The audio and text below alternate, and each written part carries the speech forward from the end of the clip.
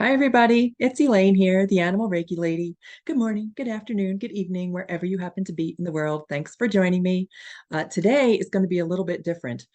Today's video is not necessarily a reading, but it's more about how you might be able to make a connection with your animal companion who's on the other side of life.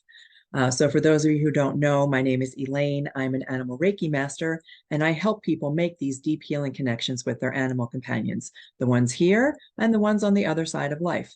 And I often get questions from people about how can they connect with their animal companion, which is really all your animal wants to do. I'm going to explain in a second how the messages come through for me, but more than anything, they want to connect with you. They are part of your soul, your life, your heart. And hopefully today I'll be able to share with you a couple of pointers for how you can make these kinds of connections with your personal animal companion. Okay, so let's begin. I have a couple notes here, so bear with me as I open my notes and make sure that I've got everything covered for you. I want to give you a little bit of background about myself to kind of explain how these messages come through to me and how this all started, because I'm not one of these people who have done this all my life. I've always been fascinated by things like this. Um, my father really, and my father and I were very, very interested in anything that was, we called it at the time, paranormal or supernatural, but that's not it at all. It's perfectly natural. It's beautifully, wonderfully, spiritually natural. And it's only been in the past few years that this has really become something that I've been aware of. So let me tell you about a few things. First, a little bit. I say that I channel. And what that means is that I simply receive messages and information from a group of animals that I call the Animal Collective. These are dozens of animals. I say that they're on the other side of life, not that they're on the other side of the veil or, yeah, I do say the Rainbow Bridge on occasion, but it all means the same thing. They're on the other side of life. And I've had the honor of connecting with them prior to their passing. So this is a collective of animals that I know very, very well, that I hold very close in my heart. And the ones that come through the clearest are there's a handful of them that always come through in the various sessions that I do, even when I channel your animal companions. And that's Dudley, who was in France, Jake and Hunter, and of course my beautiful Lucy, Humphrey, a kitty cat, and most recently another kitty cat named Freddie. And they come through lots, very, very clearly, very frequently. But there's also others, and they come in and out. It just depends on the message and the topic that we're talking about. So I also want to give you a little bit like of history about me real quick so that you can, I don't know, maybe it helps to have a better sense of who I am as a person. Um, I, this did not come naturally to me in the beginning. I did all the things that you're supposed to do in life, right? So I was an overachiever and I was a type A control freak. Everything had to be under my control, under my thumb, or it didn't happen. And so I did all the things that are expected of me. I went to college, I got a master's degree. I spent 35 years in corporate, and now I call myself a corporate dropout because it finally got to the point. I almost rose to the very tippity top. It got to the point where I just couldn't take it anymore. It was soul sucking. I was overwhelmed by stress. I knew that I was not living my true purpose. It was not, I had just gotten to that point where I couldn't take it anymore. And so I walked away. And I always wanted my life to be about animals. That is 100% true. Going back to being a small child, I wanted my life to be about animals. And so I finally just did it. I just took a huge leap. And that's a whole story for another time. So let's fast forward a little bit. Fast forward, and the inner work that I've done by practicing Reiki, I began to practice Reiki to manage my own stress levels. And then the animals kind of like opened the door for me with animal Reiki. And it's animal Reiki that sent me down this path. And so I started being able to connect with animals. Unintended consequence. I did not know that I could make this kind of connection with animals or that the messages that would come through from the other side of life would be so clear. You guys are the ones who, when you ask me for readings, you validate everything, almost everything. And it's just amazing. It's still, I still amaze myself at the messages that come through. But I have learned to trust the animals. They don't lie. They don't deceive. They are on the other side of life in particular. They are just amazing fur babies full of love and peace and healing. And that's what they want me to share with you guys. So my goal would be to help everyone find the peace and unconditional love that I've been able to find from these kinds of connections. I want to help people release fear. I want to help people overcome stress. And that's the Reiki piece of it. I want to, man, if I could hold every person's hand and every animal's paw as they're ready to cross over to the other side, releasing the fear, and then just to help people and animals both release their stress. Also, a story for another day. All right. So we'll save the Reiki piece for later on. Let's talk about how you can connect with your animal companions on the other side of life. It can be done. Trust your animal to come through to you. They are part of you as much as you are part of them. So when people ask me, why can't they connect with their pets on the other side? The first thing they want me to share with you is that the life force that is your animal companion does not die. The life force that is your animal companion does not die. They are always there for you, and it's time for you to receive that message from them. They want to connect with you as much as you want to connect with them. So what's the main reason? I call it vibrational match or vibrational mismatch. It's that feeling inside of us. When our animals cross to the other side, man, they are riding way up here. They're so high right now where they are. They're so beautiful and full of love. And it's just that they fill me with the most amazing sense of love. But when an animal crosses, and I know this from personal experience, from my own animals and all of the animals with whom I've been honored to work, we feel this grief. We hold on to grief and we have this feeling for a reason. I mean, we get sad and letting the tears flow can be an amazing release. But we hold on to grief and often guilt and regret and remorse. And we judge ourselves. We hold ourselves in judgment, if that's the word that's coming through. And it's time to let that go. And so I have a little practice that I think can help you.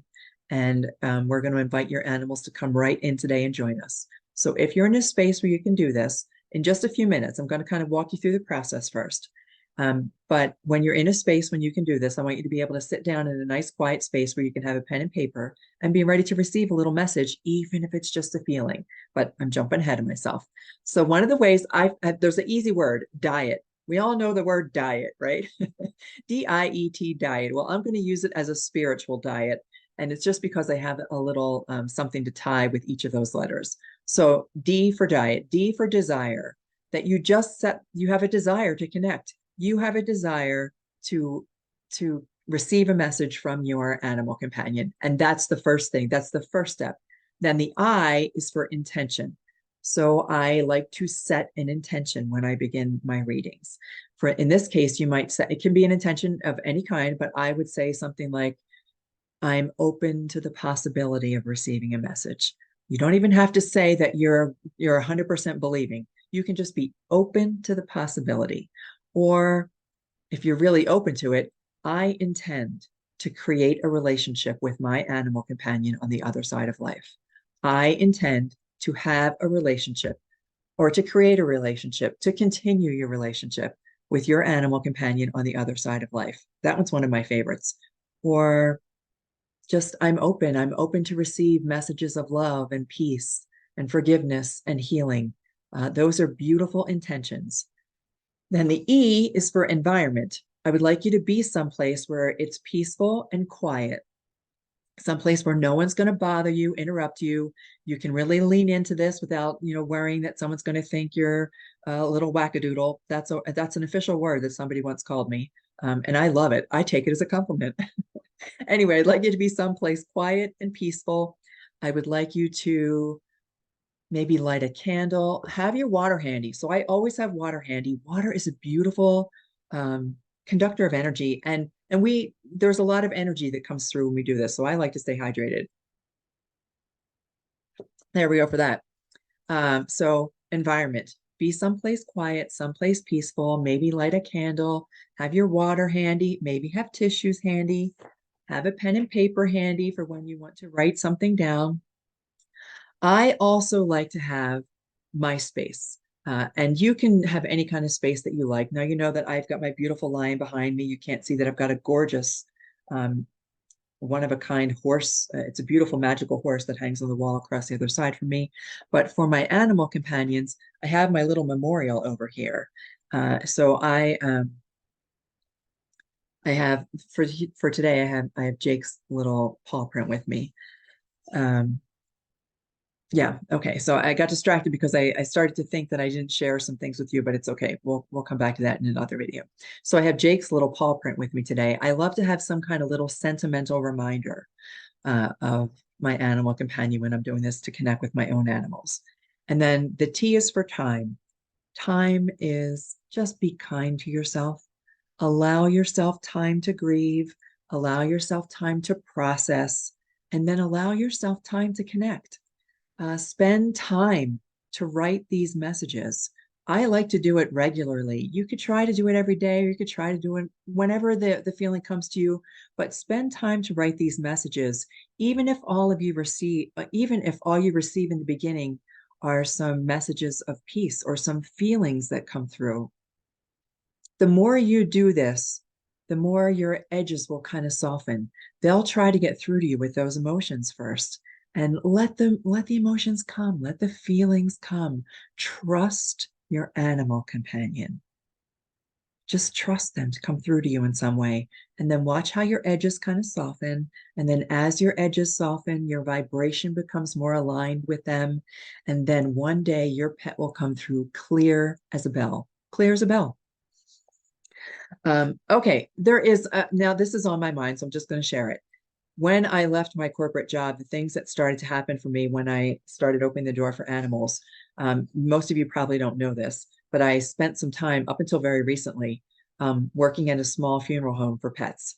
So I was really able to connect with people who had recently lost their animals. And then that I also feel that it really opened the door for me for connecting with animals on the other side because I could sense their spirit right with their humans all the time, all the time. That was an amazing experience, unexpected experience. And now I work with veterinarians. So a couple days a week, I work with a mobile veterinarian as well as in a veterinary clinic. And it helps me to connect with animals here in life and to help their humans and them with the health challenges that arise. Again, that is a video for a whole other time. That's all about Reiki and stress reduction. But I'm feeling called to share that with you. Okay, so, and that's how I have all these beautiful things from when I worked at the pet funeral home. Okay, let me tell you about the steps.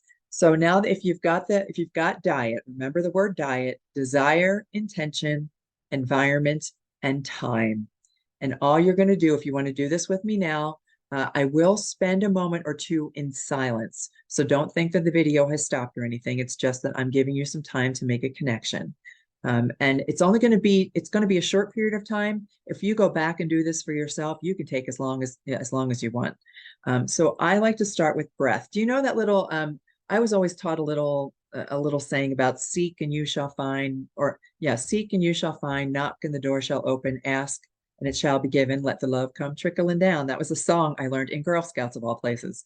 Seek and you shall find, knock and the door shall open, ask and it shall be given, and the love comes trickling down, trickle, trickle down. I don't know why I had to sing that, but I did. Okay, that's how I think of this little process. I breathe, and that is like the seek. I breathe and just breathe in nice and deep, and it helps to quiet my mind and settle me down. And then I knock. And by knocking, I call to mind a beautiful memory. Let's say that we're going to go with Jake. I have one very special private memory of Jake. Keep it in my heart, but that's the one I'll go with. So I think of a beautiful memory of Jake that's like knocking on the door. Then I ask Jake to please bring me something today, share something with me. And sometimes I have a specific question. Other times I just want to connect. I just want to feel that he's still with me. And then receive. Be open to receive. Just let your mind go. Let your heart crack wide open and receive whatever it is, whether it's feelings, thoughts, a memory that you might have forgotten about. anything. Be prepared and open to receive anything from your animal companion, and then let the love come trickling down. Write it down. So whatever comes through from your animal companion, write it down. So here we go. Ready? Breathe. Another nice deep breath.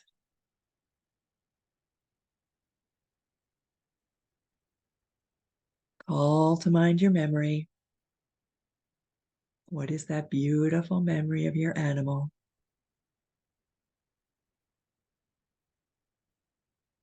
Ask them for something, anything.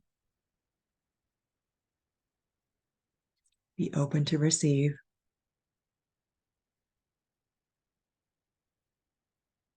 Let it fill your heart. And if you're called, pick up your pen and paper and begin to write words, phrases, emotions. And I'm going to be quiet for a moment or two so that you can have this time with your animal.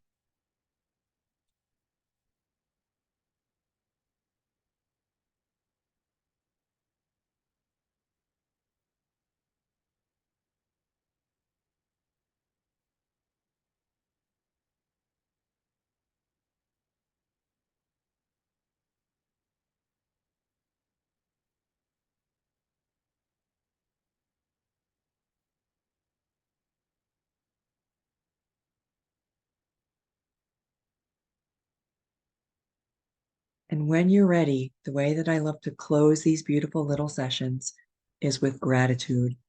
I let my heart fill with gratitude. I thank my animal companion for coming through to me. I thank them for being a part of my life now, in the past, and forever.